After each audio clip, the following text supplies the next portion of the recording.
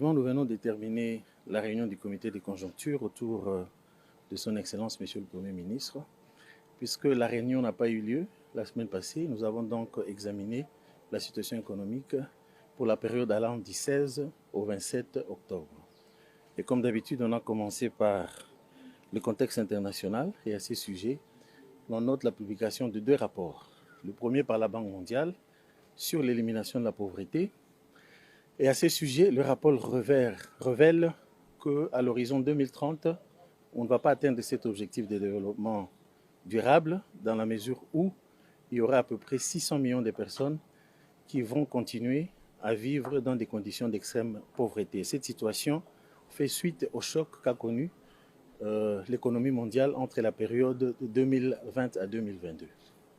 Comme recommandation, on demande aux pays en voie de développement d'augmenter les dépenses dans les secteurs sociaux, notamment dans les secteurs de la santé, dans les secteurs de l'éducation et des infrastructures de base.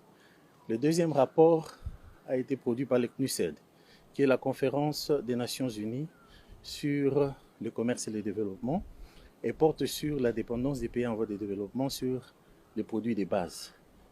Et comme vous le savez, une dépendance de ces pays, cette dépendance de ces pays sur les produits de base les expose aux chocs mondiaux.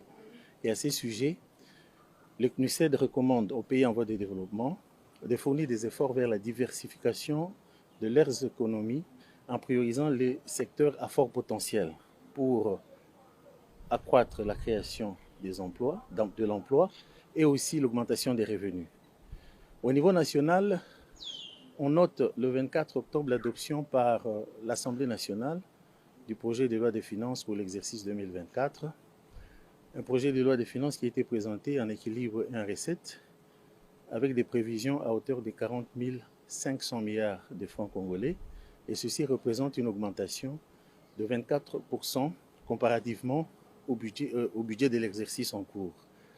Ce projet de loi est en cours d'examen au niveau du Sénat. En ce qui concerne les indicateurs macroéconomiques, pour ce qui est de l'inflation, l'on note une légère accélération du rythme de formation de prix comparativement à la semaine d'avant.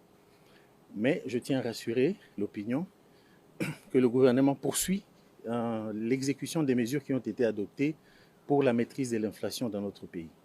Quant au taux d'échange, on note à l'indicatif une dépréciation du franc congolais face au dollar et au parallèle une légère stabilité. Et au 27 octobre, le franc congolais s'est échangé contre 2598 à un taux de 2598 francs congolais pour $1 américain. Et au parallèle, on a constaté un taux de 2591 francs congolais face au dollar américain. Pour ce qui est des réserves, l'on note une relative stabilité. Elle se situe à 4,6 milliards de dollars américains, ce qui représente à peu près 11 semaines d'importation des biens et des services. Et ici, il est lieu de dire que, comparativement à la situation au 31 décembre 2022, l'on note une amélioration de 5% dans ces réserves internationales.